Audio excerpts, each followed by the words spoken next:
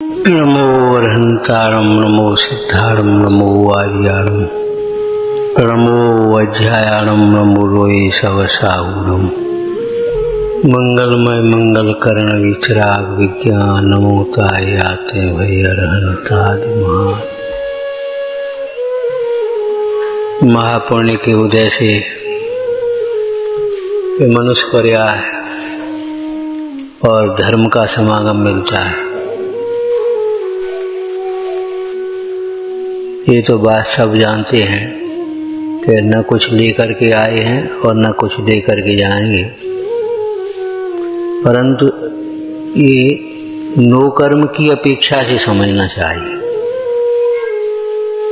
अरे शरीर भी माता के गर्भ में यही बना है और शरीर का जन्म हुआ जब तब हमारे पास क्या था?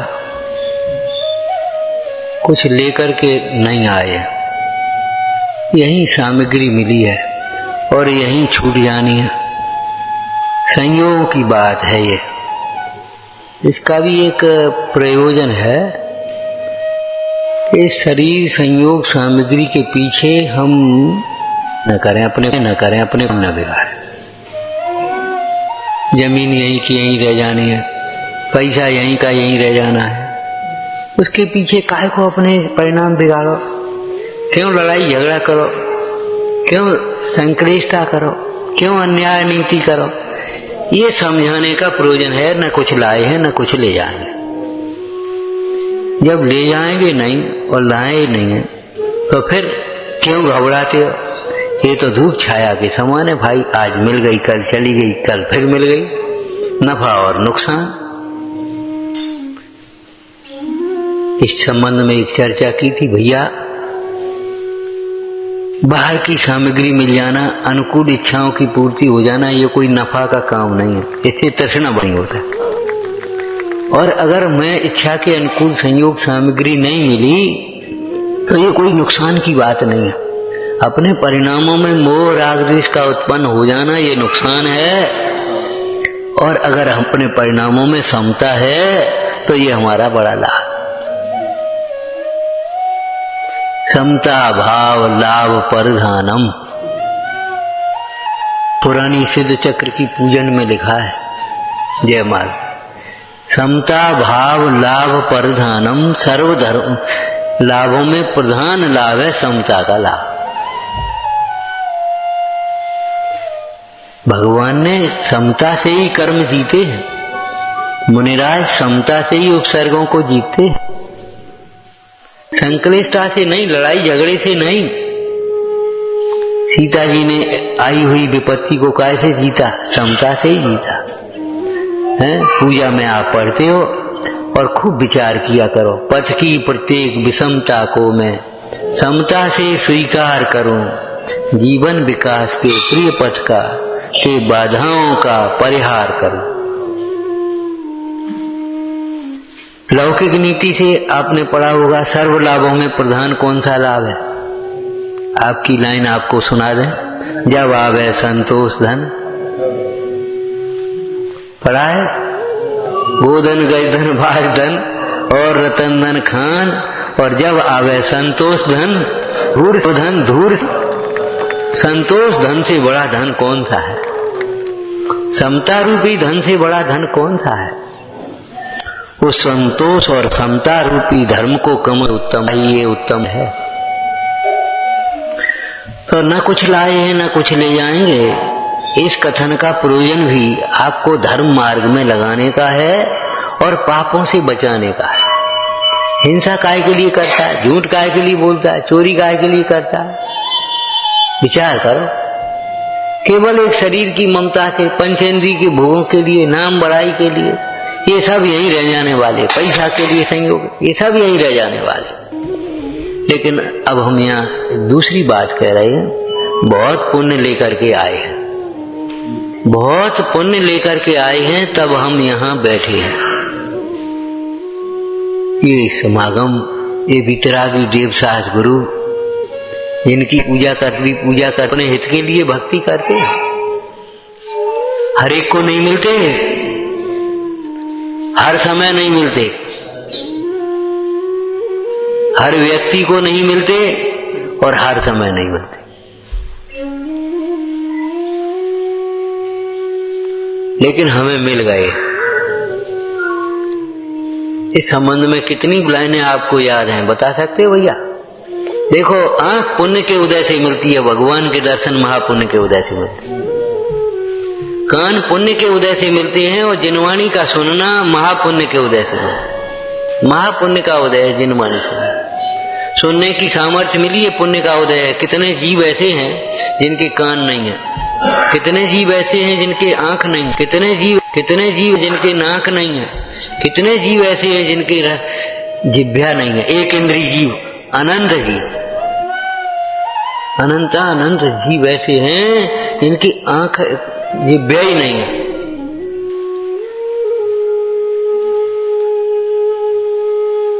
विकलचर जीव और संगी पंचेंद्रीय जीव और संगी पंचेंद्रीय जीव, ये तो बहुत कम है।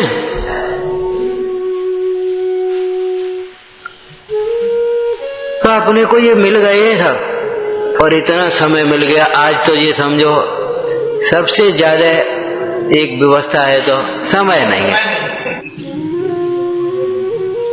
अरे धर्म कार्य के लिए हम ये बड़ा धोखा कर लेते हैं अपन। हमें अपने परिवार में बैठने के लिए समय नहीं है। सुविधाएं जुटा सकते हैं लेकिन समय नहीं। पिताजी आपको क्या चाहिए बोलो, एसी लगा देंगे, ये कर देंगे, लेकिन हमारे पास समय नहीं है कि हम पिताजी के पास 10 मिनट 15 मिनट बैठ लें। और पिताजी कहते हो, माँ के पास बैठने के लिए समय नहीं है। बाल बच्चे क्या कर रहे हैं क्या नहीं कर रहे, समय नहीं है। अच्छे से स्कूल में उनको भेज दिया, हॉस्टल में पहुंचा दिया, लेकिन ये समय नहीं है कि हम उनके पास बैठें, स्नेह से पूछें। अगर उनकी कोई त्रुटि हो रही है तो उसे हम देखें, समझाएं, दूर करें। पालन पोषण का मतलब का पोषण, खरपतवार भी तो अलग करनी पड़ती है। जीवन में खोटी आदतें अपने आप आ जाती हैं। उस जन कौन कह रहा था सवेरे या कल, ये विपरीत विचार कहां से आ जाते हैं? हमने कहा ये धूला माटी कहां से आ जाती? अरे सफाई करने के लिए एक उपाय करना पड़ेगा, धूला माटी तो अपने आप आ जाती। गंदगी कोई करता है, गंदगी तो अपने आप आ जाती। ऐसे ही गंदी प्रवृत्तियां हमारी अपने आप आ जाती। और स्वच्छ रहने की प्रवृत्ति, मन को साफ रखने की प्रवृत्ति, अच्छे विचार करने की प्रवृत्ति, अच्छा बोलने की प्रवृत्ति, अच्छा व्यवहार करने की प्रवृत्ति, ये सब हमें सिखाए भी मुश्किल पड़ती। घास फूस अपने आप आती है और गेहूं अपने आप थोड़ी हो जाएंगे, चना अपने आप थोड़ी हो जाएंगे, हैं आम और अमरूद अपने आप थोड़ी हो जाएंगे। उनके तो वृक्षों को लगाना पड़ता है, सींचना पड़ता है, खरपत करनी पड़ती, रक्षा करनी पड़ती। ऐसे अपने जीवन के निर्माण के लिए भी यही है। पहले कहा था ना, आपको याद है 2 बार, अस्तित्व तो अपने आप है, अस्तित्व तो किसी ने बनाया नहीं है, लेकिन व्यक्तित्व तो बनाना पड़ता है, व्यक्तित्व का निर्माण होता है। व्यक्तित्व अच्छे गुणों के समूह का नाम है। अस्तित्व तो है, आदमी है, लेकिन कैसा आदमी है, क्वालिटी उसकी।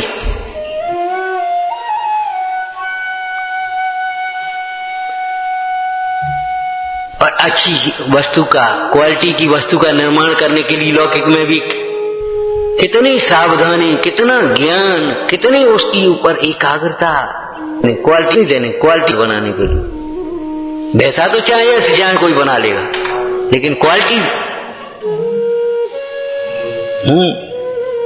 तो विचार करना, अपने जीवन का निर्माण करना, अपने चारित्र का निर्माण करना, ये बड़ी बात होती है।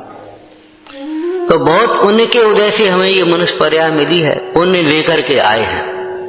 अब इससे ऊंची चीज कुछ है, आप जानते होंगे। पुण्य से नीचे है पाप और पुण्य से ऊंचा है धर्म। पुण्य लेकर के आए हैं और धर्म लेकर के जाएं, बस यही बात है। समझ में आया? पुण्य लेकर के आए हैं और धर्म लेकर के आए। आंख हमें जन्म से मिली है, कान हमें जन्म से मिली है, लेकिन भगवान करें और जिनवन अपने स्वरूप को पहचाने। आत्म दर्शन, सम्यक धर्म लेकर के जाने का मतलब क्या है? सम्यक दर्शन लेकर के जाना। देह तो छूटेगी भाई, ऐसे तीर्थंकरों की भी देह अमर नहीं होती। तीर्थंकरों की देह भी छूटती ही आकर, समोषण का भी अभाव होता है। वे मोक्ष हो जाते हैं तब नहीं, उससे पहले समोषण का अभाव होता है, तब 14वें गुणस्थान में अयोग केवली कहलाते हैं, और फिर योग निरोध करके फिर जाकर के सिद्धार्थ में जाते। तो संयोग और शरीर तो छूटेंगे, हम नहीं छोड़ेंगे तो वे हमें छोड़ देंगे। अवस्था नहीं है उनको बनाए रखे है।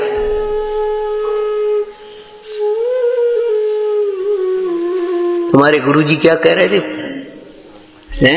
पत्नी का वियोग हो गया, तो इनके अध्यापक होंगे वहां इनके गांव में, बोले देखो तीर्थंकर तो पत्नियों को छोड़ करके गए और हमारी पत्नी हमें छोड़ के चली गई।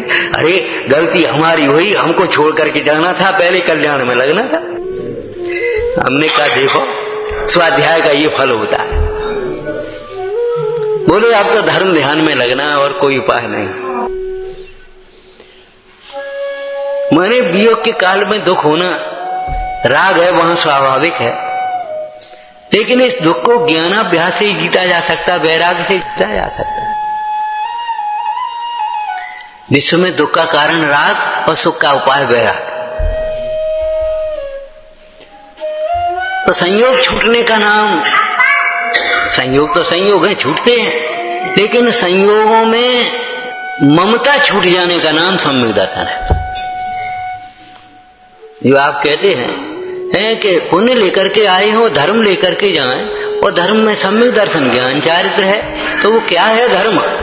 कि संयोग लेकर मिले हैं उनमें ममत्व तो नहीं करें। क्यों भाई, एक बात बताओ, आप लोग यात्रा करने जाते हो, ट्रेन में यात्रा करो या बस में यात्रा करो, वहां से बल्ब उखाड़ लाओगे? अगर वहां पंखा चला है तो ले आओगे? लाओगे?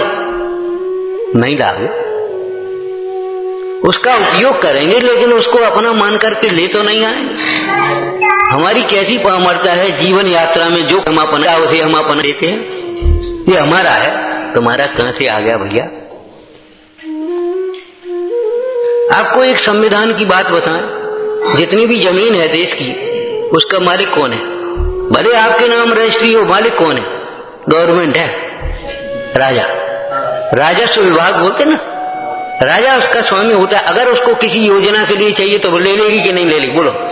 आपकी कोई जमीन हो, कहीं भी हो, उसको अगर उसकी निर्माण विभाग में सड़क बनाना या कुछ भी करना है, अगर उसको चाहिए तो ले लेगी, मुआवजा देगी आपको, वो अलग बात रही, लेकिन मालिक नहीं आप उसके उपभोक्ता हैं।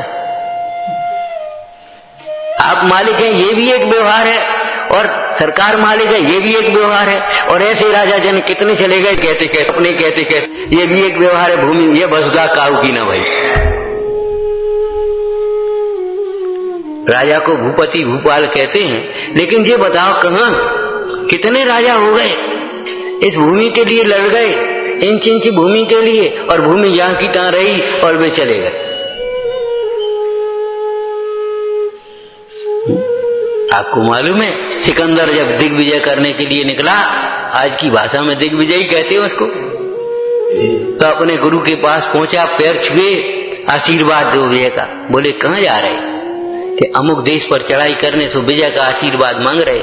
बोले उस देश को जीत करके क्या करोगे? फिर उस देश को जीतेंगे, फिर उस देश को जीतेंगे, फिर उसको जीतेंगे, और फिर उस सबको जीतने के बाद क्या करोगे? रहेंगे क्या में रहोगे? आखिर 4 हाथ जमीन से ज्यादा का कोई भोग नहीं सकता ना।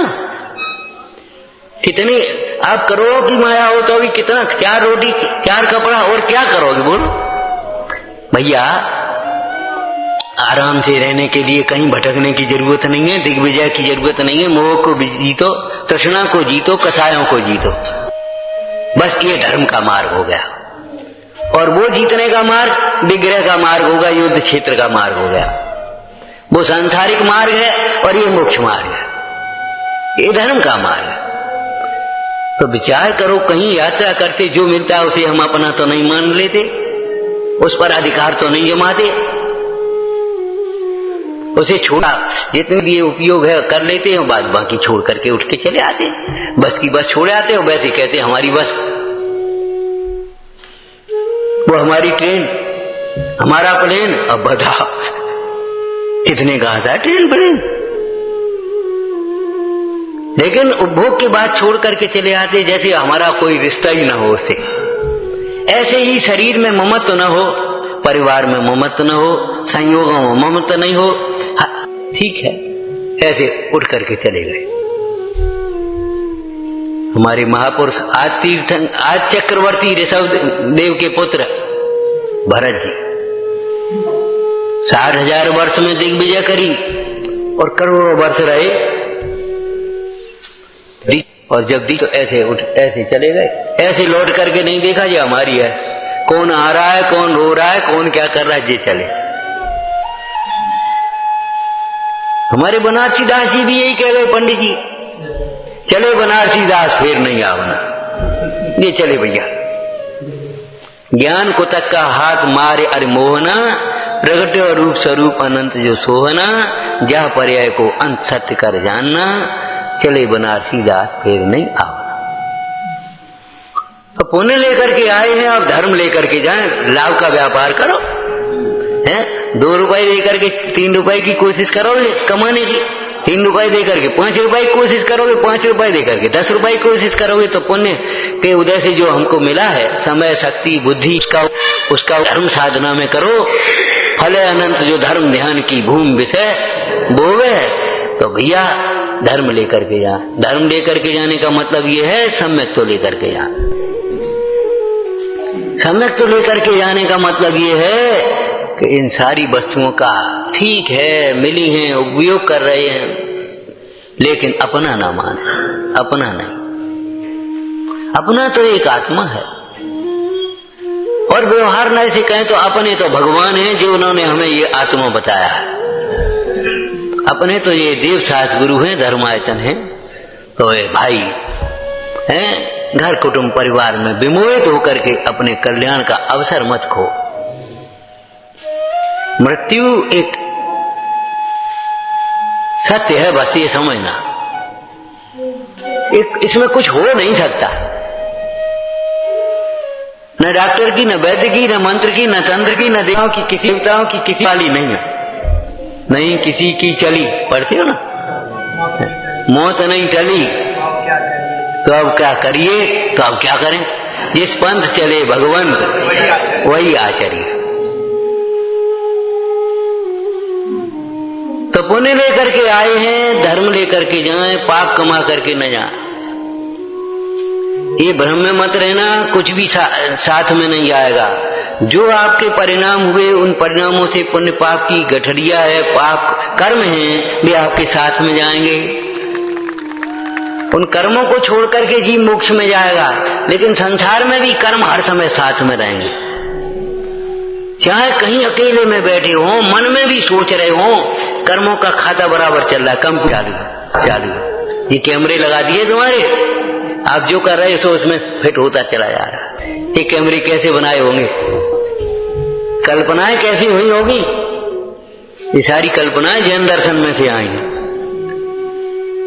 उन्होंने कहा ये जीव परिणाम कर रहा है, उन परिणामों के अनुसार कर्म बन रहे हैं, और कर्म के उदय से ये सब चल रहा है। आखिर कैसे ये चित्र खींच रहे हैं, कैसे ये हिसाब किताब चल रहा है, अपने आप हिसाब किताब आ गई है तुम्हारी। एक भौतिक विज्ञान का क्षेत्र है, ये वितराग विज्ञान का क्षेत्र है, ये आत्म कल्याण का क्षेत्र है, ये तुम्हारा संसार में भ्रमने का कारण है।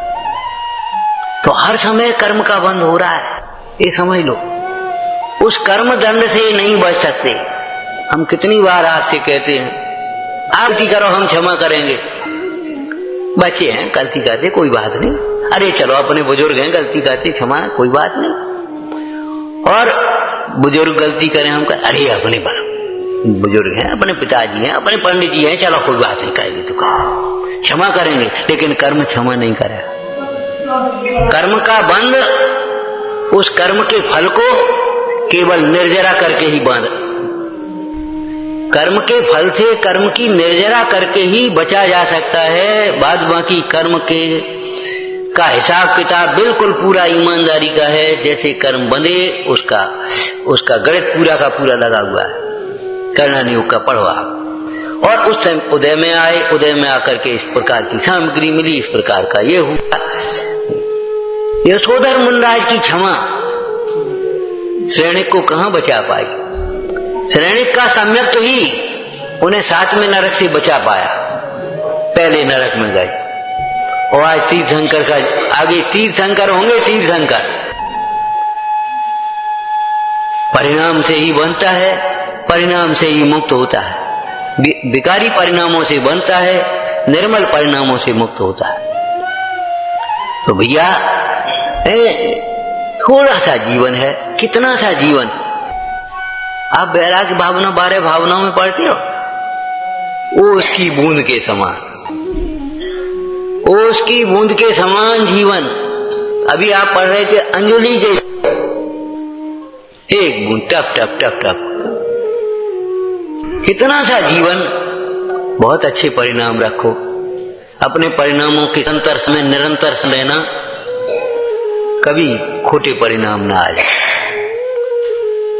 किन्हीं पदार्थों के प्रति मोह ना आ जाए, क्रोध ना आ जाए, मान अभिमान ना आ जाए, मायाचारी ना हो जाए, लोभ ना हो जाए। हमारे जीवन में भगवंतों की भक्ति बनी रहे, हमारे परिणामों में सम्यकपना बना रहे, उदारता बनी रहे, समता बनी रहे। बस यही हमारा जीवन, हमारे लिए कल्याण का मार्ग है। यही हमारे मुनीश्वरों की भक्ति है, यही जिनेश्वर की भक्ति है, यही कल्याण का मार्ग है। अब सोचें क्या लेकर के जाएंगे? सामग्री ले जाने की तो कोई व्यवस्था है नहीं, और पाप कर्म ले जाने अपना कराने में अपना करेंगे। अब क्या लेकर के जाना है? अपने आप अपने सोच लेने की। पहले कहा था ऐसे ही प्रसंग में, हम कहां से आए ये कोई महत्व की बात नहीं है, कहां जाना है ये बहुत सोचने की बात। आए होंगे कहीं से आ गए, लेकिन अब कहां जाना है ये महत्व की बात है। और जहां जाना है वहां हम परिणामों से ही जा सकते हैं। उसकी टिकट पैसा की नहीं है, उसकी टिकट परिणामों की है, परिणामों से जा सकते हैं। खोटे परिणाम से नरक, तिर्यंत, मध्यम परिणाम से मनुष्यगति, उत्तम परिणाम से शुभ परिणामों से देवगति, और वितराग परिणाम से पंचम गति, मोक्ष गति। परिणामों के अनुसार ही गति का निर्माता है। हम अपने भाग्य के निर्माता स्वयं हैं, हम अपने भविष्य के निर्माता स्वयं हैं। वर्तमान का जो परिणाम है वही भविष्य है, वर्तमान का जो परिणाम है वही भाग्य है। परिणाम ही हमारा बंध मोक्ष का कारण है, संसार मुक्ति का कारण है। ऐसा समझकर ऐसे उत्तम अवसर में अपने परिणामों के काय के लिए, निर्मलता के लिए ध्यान रखना। हम मंदिर कितनी देर मंदिर में रहे ये महत्व की बात नहीं है, हमारे परिणाम कैसे रहे ये बहुत महत्व की बात। हम कितना पढ़ते हैं ये महत्व की बात नहीं है, हमारे परिणाम कितने निर्मल होते ये महत्व की। नहीं तो आपका दृष्टांत हम आपको बताए देते, कितना आपने व्यापार किया, टर्नओवर घुमाया, ये कोई महत्व की बात नहीं है। इनकम कितनी हुई, आपने 5 करोड़ का किया कि 10 करोड़ का किया, ये कोई महत्व की बात नहीं है। आपने 5 लाख कमाए कि 10 लाख कमाए, 20 लाख कमाए, ये है महत्व की बात। ऐसे ही हमने कितना पढ़ा ये महत्व की बात नहीं है, कितने परिणामों में हमारे में निर्मलता है ये महत्व की बात। कितने हमने दान दिया ये महत्व की बात नहीं है, किन परिणामों से दान दिया तो महत्व की बात। कितनी हमने यात्राएं करी ये महत्व की बात नहीं है, उन यात्राओं के समय में हमारे परिणाम कैसे रहे, क्या छोड़ करके आए, कुछ क्या लेकर के आए, ये महत्व की बात है। और सब ध्यान रखना, तो त्यागों में बड़ा त्याग है अहम का त्याग, अहंकार का त्याग। मिथ्या अहंकार का त्याग हो जाना ये बहुत बड़ा त्याग है। ये समझो त्याग धर्म का प्रारंभ ही यहीं से होता है। देह में अहम बुद्धि छूट जाना, पर द्रव्यों का अहंकार छूट जाना, बस आपसे कभी अन्याय नहीं हो पाएगा। अगर आपका अहंकार छूट गया, एक वाक्य आपने पढ़ा होगा, अज्ञान समझता नहीं है और अभिमान समझने नहीं देता। अभिमान समझने नहीं देता। अभिमान को छोड़ करके अगर समझना चाहें तो हर बात को समझना बहुत सरल हो जाए। अभिमान हमें उठने नहीं देता, ये इतना पत्थर जैसा बोझ है ऊपर, वो ऊपर नहीं उठने देता, नहीं होने देता। अभिमान में आदमी फूल सकता है, फैल नहीं सकता। अभिमानी व्यक्ति ये मान सकता है हम बहुत बड़े हैं, लेकिन वो उतना ही छोटा हो जाता है। समझ में नहीं। सर्व त्यागों में अहम का त्याग ये बड़ा त्याग है। अहंकार के विसर्जन से ही धर्म का प्रारंभ होता है। यदि अहंकार का विसर्जन हुआ, धर्म का प्रारंभ हमारे जीवन में आ गया। काय में अहंकार, जो हमारा नहीं है उसमें अहमपना, जो हमारा है उसे खूब प्रेम से अपना मानो, उसका नाम सम्यक तो है। हमारा आत्मा है, हमारा ज्ञान है, हमारा सुख है, हमारी प्रभुता है, उसे अपना मानो। कौन मने करता है? खूब प्रेम से मानो, उसका नाम सम्यक तो है। लेकिन जो अपना नहीं है, नहीं हमारा नहीं, क्यों? ये तुम्हारी नहीं, हमारी नहीं भैया। यही ईमानदारी है। लौकिक क्षेत्र में जिसको ईमानदारी कहते हैं, मुक्त सम्यक, उसको ही सम्यक।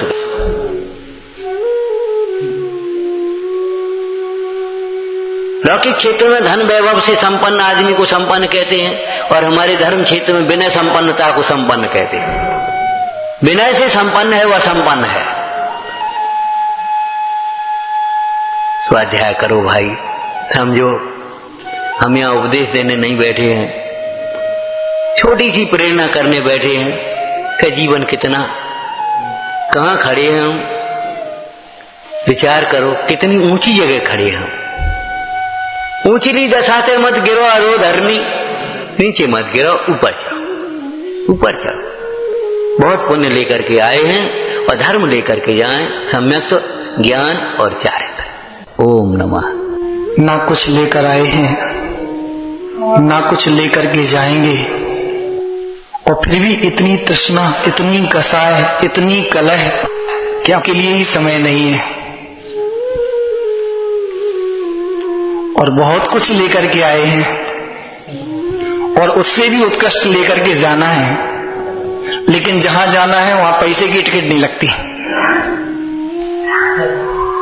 बहुत सरलता से अपन सबको अभी जो मार्गदर्शन मिला, सचमुच अपने जीवन में नियमित स्वाध्याय का संकल्प करें। यदि आपको वहां पर जहां आप रहते हैं समागम मिलता है तो समागम के साथ बैठें, कदाचित नहीं मिलता है तो स्वयं देव दर्शन पूजन के बाद 15 मिनट आधा घंटा स्वयं एक जिनवाणी को लेकर के बैठें। सचमुच अपनी भावना से, अपनी भक्ति से, अपनी विनय से हमें उस जिनवाणी का पूरा भाव ख्याल में लगेगा। विनय भक्ति का ऐसी प्रकाश है। तो इस अवसर पर हम सब संकल्प लेकर के उठें। पहली भावना तो हमारी ये है